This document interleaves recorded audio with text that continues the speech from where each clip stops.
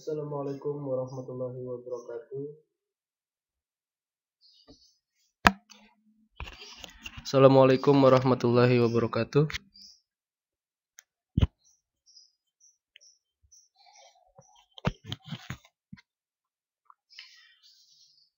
Good morning, my students. Selamat datang di kelas Bahasa Inggris Peminatan kelas 11 IPA bersama saya Nurul Prayoga Abdillah, SPDGR. Pada video kali ini kita akan melakukan perkenalan kembali, walaupun sebenarnya kita telah belajar bersama di kelas 10 lalu. Namun kita mencoba untuk perkenalan kembali.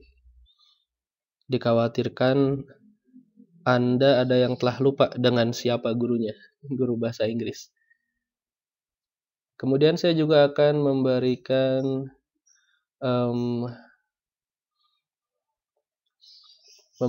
info seputar penilaian, metode belajar kita, juga selama BDR nanti, dan lain-lain.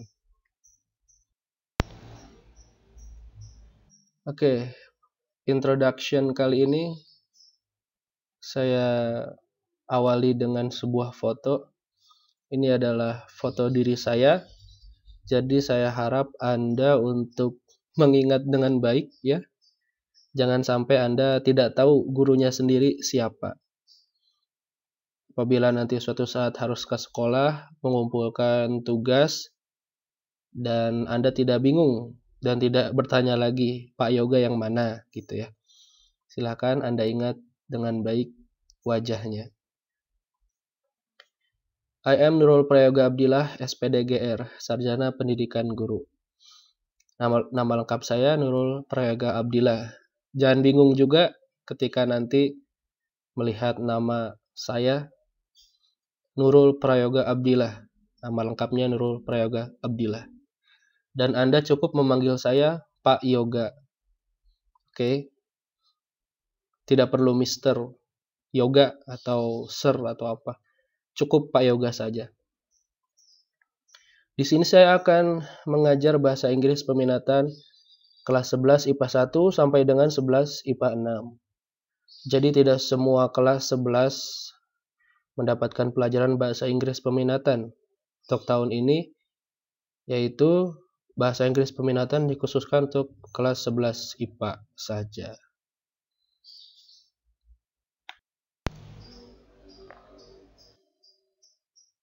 Kemudian kita masuk dan membahas penilaian pembelajaran.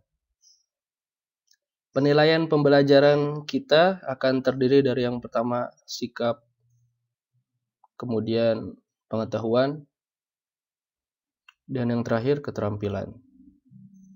3 aspek ini yang akan menjadi penilaian nanti selama pembelajaran. Nilai atau sikap, penilaian sikap tentu terdiri dari pertama sopan santun. Anda dituntut untuk sopan santun terhadap guru Anda dan juga saling menghargai kepada teman-teman Anda. Terutama di saat pembelajaran daring, belajar dari rumah seperti ini, sopan santun Anda tetap dinilai. Dari misalkan ketika Anda mengirimkan chat atau menanya kepada guru melalui pesan, itu juga perlu ada sopan santunnya. Tidak asal nanya kepada guru. Ya contohnya misalkan ketika Anda ingin mengirim pesan WhatsApp kepada guru Anda, tentunya pertama-tama Anda harus mengucapkan salam terlebih dahulu. Assalamualaikum. Kemudian perkenalkan diri Anda. Assalamualaikum, Pak, saya Bagus dari kelas 11 IPA 1 misalkan. Kemudian utarakan maaf dulu. Punten Pak atau maaf Pak, ingin bertanya. Kemudian tuliskan isi pesan Anda.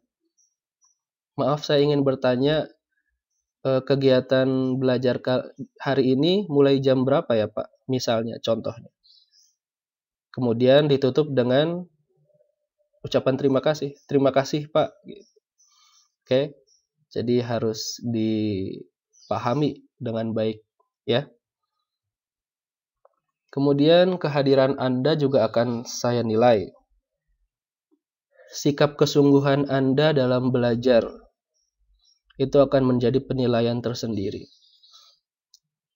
Baik itu Anda hadir dalam kegiatan Zoom ataupun hadir dalam absensi yang nantinya akan selalu ada tiap minggunya.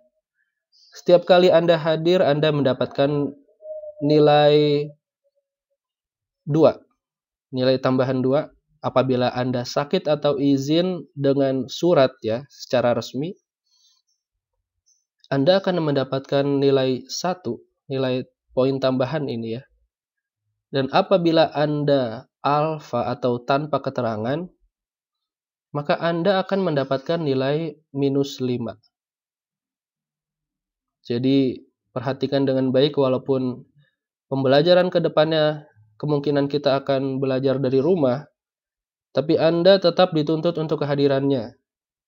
Jangan sampai kasus-kasus yang lalu terulang. Siswa selama pembelajaran tidak pernah hadir, ulangan harian 1 tidak hadir, ulangan harian 2 tidak hadir. Hadir hanya sekali dalam 1 semester, yaitu ketika ujian akhir sekolah saja, atau penilaian akhir semester saja. Itu masih banyak terjadi dan jangan sampai Anda melakukannya. Dan penilaian sikap selanjutnya adalah tugas tepat waktu. Saya harap Anda untuk selalu menyerahkan tugas tepat waktu. Jangan sampai tugas ditumpuk di akhir, bahkan di akhir penilaian akhir semester baru mengumpulkan tugas. Jangan sampai seperti itu. Dan insya Allah ke depannya tugas saya tidak akan memberatkan. Biasanya tugas yang saya berikan, tugas mengerjakan soal di Google Form, pilihan ganda 10-20 soal saja. Atau juga Anda bisa mengerjakan LKS, kemudian Anda kumpulkan perwakilan KM ke sekolah. Tidak perlu banyak-banyak. Yang penting Anda mengerjakan dan Anda mendapatkan ilmu dari tugas tersebut. Penilaian pengetahuan. Penilaian pengetahuan terdiri dari tugas harian, seperti tugas yang akan saya berikan di LKS Bahasa Inggris, maupun tugas dalam bentuk Google Form, dan masih banyak lagi tugasnya.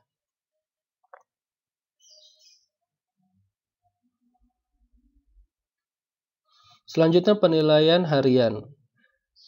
Tiap kali kita selesai membahas atau mempelajari suatu bab, akan dilakukan evaluasi penilaian harian atau ulangan harian.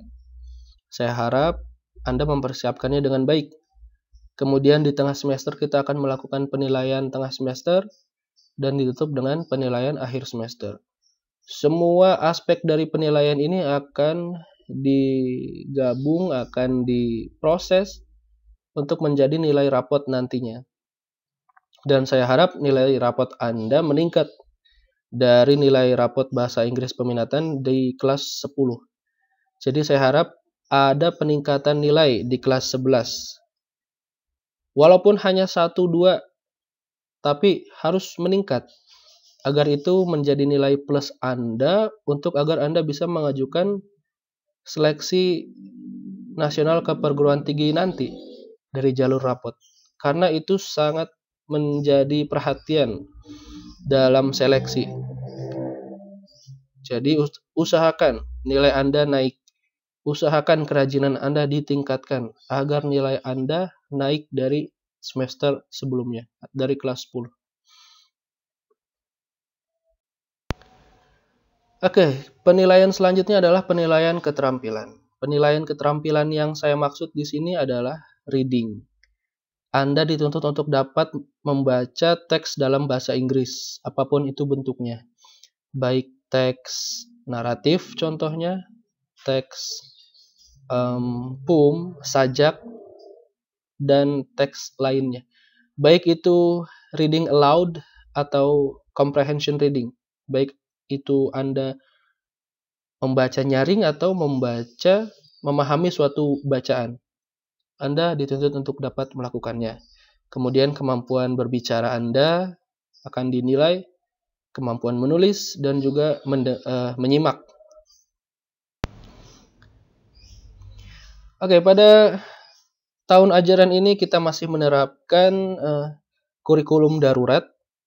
Jadi dari seluruh KIKD atau bab yang kita pelajari bahasa Inggris peminatan yang harusnya ada 10 bab, 10 materi, dipangkas menjadi hanya 4 bab saja. 2 bab di semester 1 dan 2 bab lagi di semester 2. Pada semester 1 kita akan mempelajari poem, sajak. Hampir mirip dengan puisi, namun berbeda. Nanti akan kita pelajari. Sajak dalam bahasa Inggris tentunya. Kemudian kita akan mempelajari teks naratif, seperti cerpen, legenda, fable. Sebenarnya pernah Anda pelajari juga di SMP dan di kelas 1.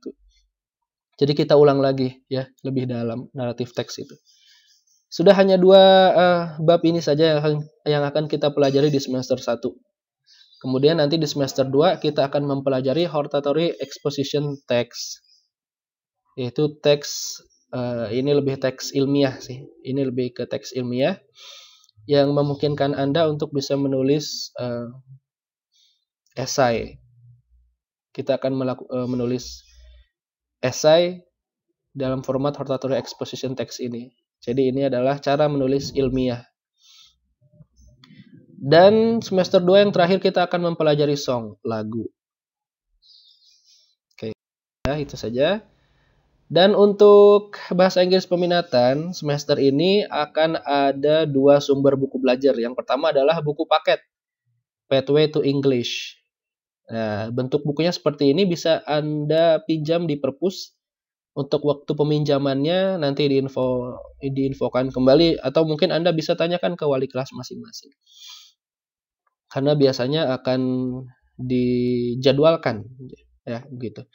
Jadi untuk buku paket Anda tinggal meminjam saja ke perpus karena sudah ada bukunya, tidak perlu khawatir. Dan sumber kedua adalah LKS. LKS bisa Anda dapatkan di koperasi. Namun LKS-nya saya belum punya gambarnya seperti apa, jadi nanti tinggal Anda datang saja ke koperasi, Anda tanyakan LKS Bahasa Inggris Peminatan kelas 11. Kemudian kita lanjut, coba kita pelajari dulu, atau kita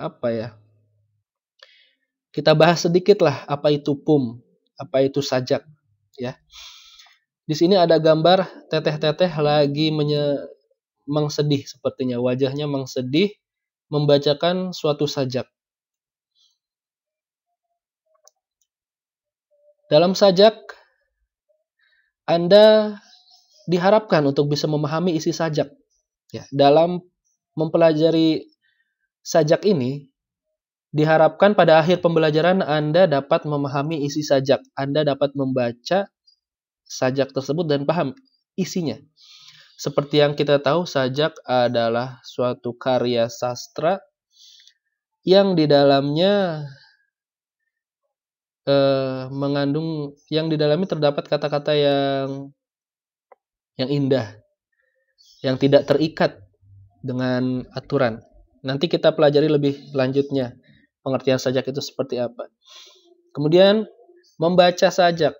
Anda diharapkan untuk dapat membaca sajak seperti teteh-teteh ini. Mungkin nanti teknisnya Anda membuat video membacakan sajak dengan ekspresi yang mewakili sajak tersebut.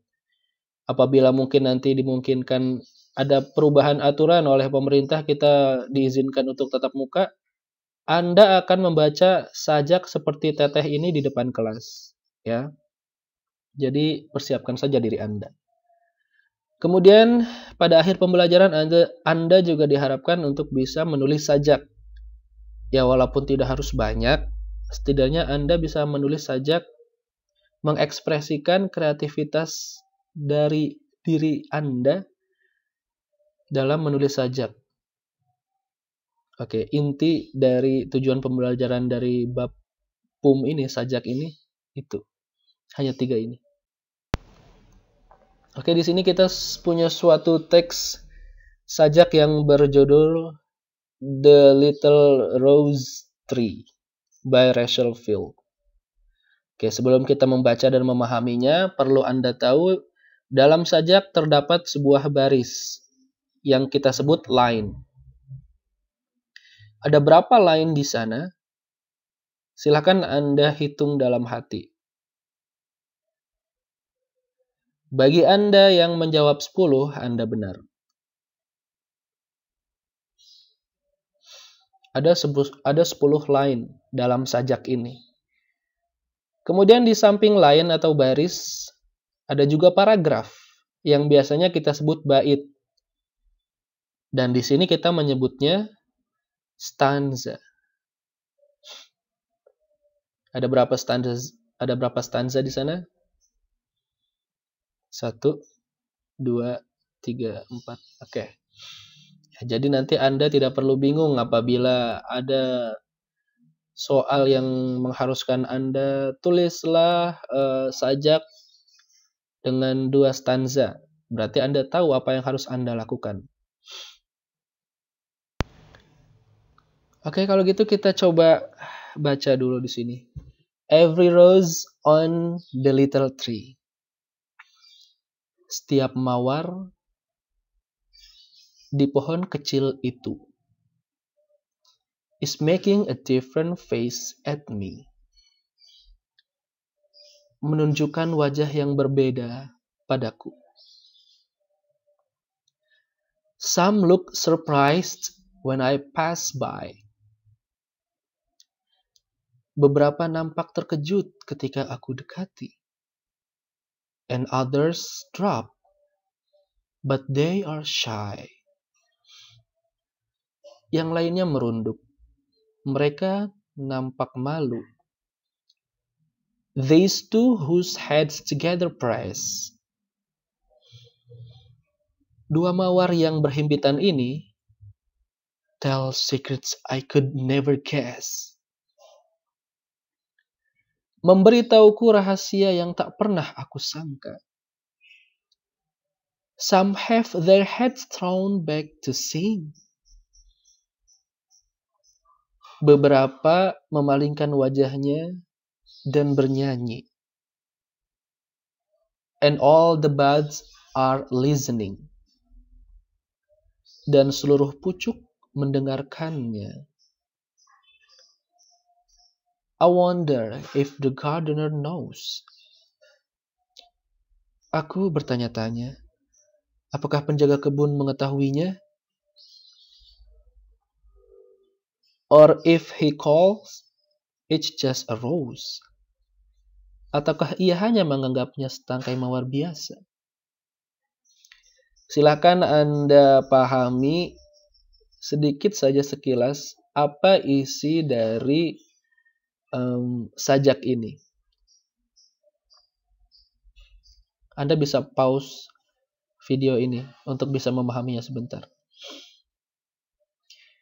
Baiklah, yang kita lihat dari sajak ini adalah ada seseorang yang tampaknya menyukai mawar. Sehingga di matanya itu bunga mawar tampak berbeda. Dia melihat mawar itu memiliki wajah, ekspresi yang berbeda-beda. Dan memiliki nyanyian.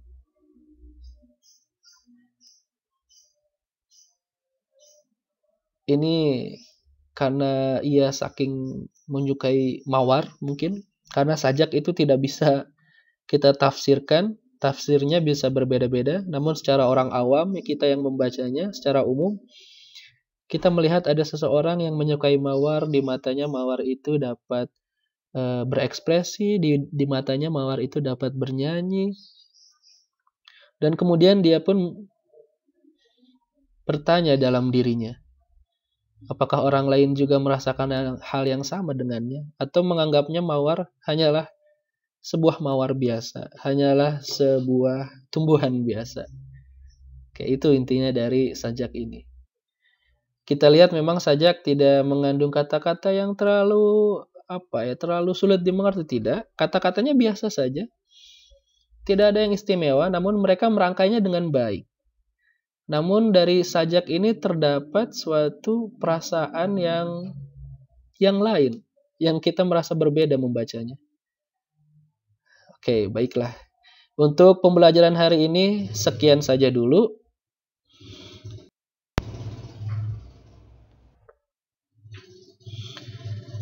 Dan untuk pertemuan selanjutnya, di sini kita akan mempelajari elemen-elemen dari poem, dari sajak, yaitu ada rhythm, ada sounds, ada imagery, and forms. Selain itu kita juga akan mempelajari figures of speech-nya, yaitu ada personification, metaphor, and simile. Oke, sekian pembelajaran kali ini. Saya harap Anda dapat mempelajarinya, dapat menerima pembelajaran yang singkat hari ini, mendapatkan manfaat dengan baik. Terima kasih telah menonton. Jangan lupa untuk subscribe channel ini agar Anda bisa selalu mendapatkan informasi terupdate mengenai materi dari pembelajaran Bahasa Inggris Peminatan kelas 11 IPA SMA Negeri 1 Cilmus.